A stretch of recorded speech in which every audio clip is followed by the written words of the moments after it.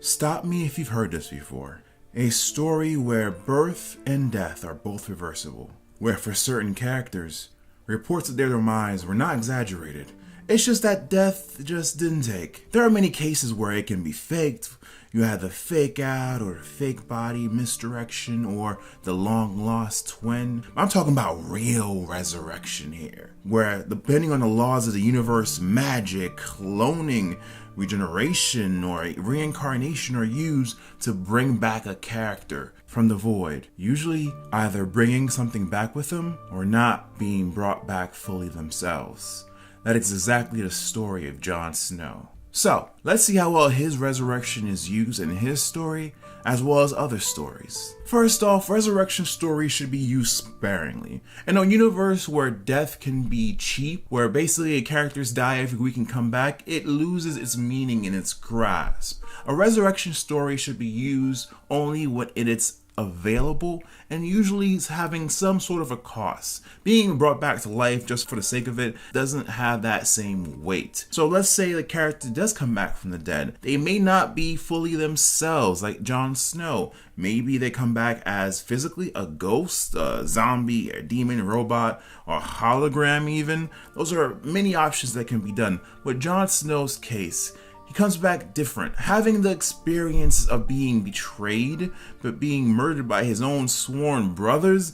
He's not the same bright-eyed young boy that came to the wall. He's different now. He's seen the other side, and it wasn't pretty. Just as in our world, in the world of Game of Thrones, death is certainly promised, and it's promised to all. But there've only been a few resurrections, and a few fake-out resurrections, which still have that much-needed weight to them. One rule of the fake-out resurrections are if you don't see the person die, then they're possibly not dead. You can always bring them back from the quote-unquote death. You have Benjen Stark, who disappeared, not a body or trace found, but he is later brought back by the children of the forest as something else. Not exactly human, not exactly a white walker or white, but something different, no longer a man. Now, you also have the Hound, who was seen beaten and fallen off a cliff. Surely, many suspected the Hound was dead from his injuries, but the rule goes, if you don't see the body and they aren't shot in the head or decapitated, the character can still survive within that world's logic. And of course, the Hound was found to be still kicking and killing. One of the best uses of a character's resurrection is actually their death. For instance, Jon Snow's death was left on a cliffhanger.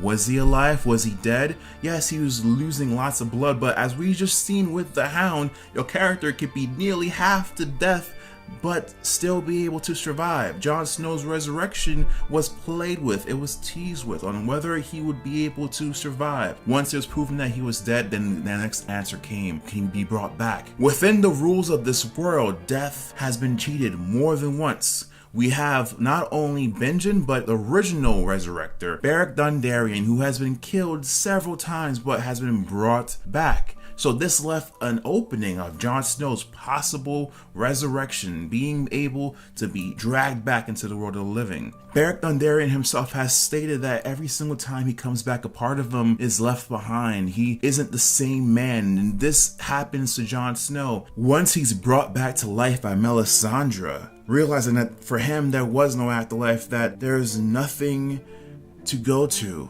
The best intentions, the best incentive is to live, to fight to live. Usually resurrection plots that involve some type of magic have a sort of message that needs to be brought back from the other side. With Jon Snow, there doesn't seem to be any, except that what the hell is it all for? Why did he have to die? He remembers the betrayal and pain of his Night Watch brothers, throwing away the promise and brotherhood that he had, and throwing away the oath that he swore to keep to the end of his days.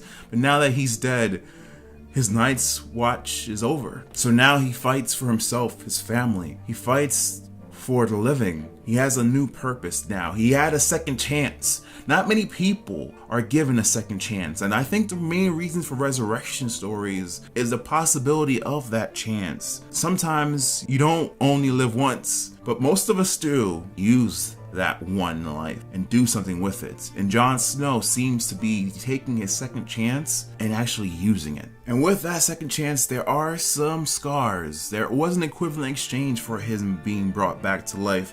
For one, that paranoia still persists, because once you die once, I'm pretty sure you don't want to do it again as easily. You can see in later scenes how Jon Snow always wears armor around him, always ready, always waiting for that lone knife to slip once more into his heart. And beyond the external armor that he dons almost every scene from now on, Jon has now a mental one. No longer hot-headed or brash. He's now a seasoned warrior, seasoned leader with the most on-screen kills of anyone else. Jon Snow is ready to lead.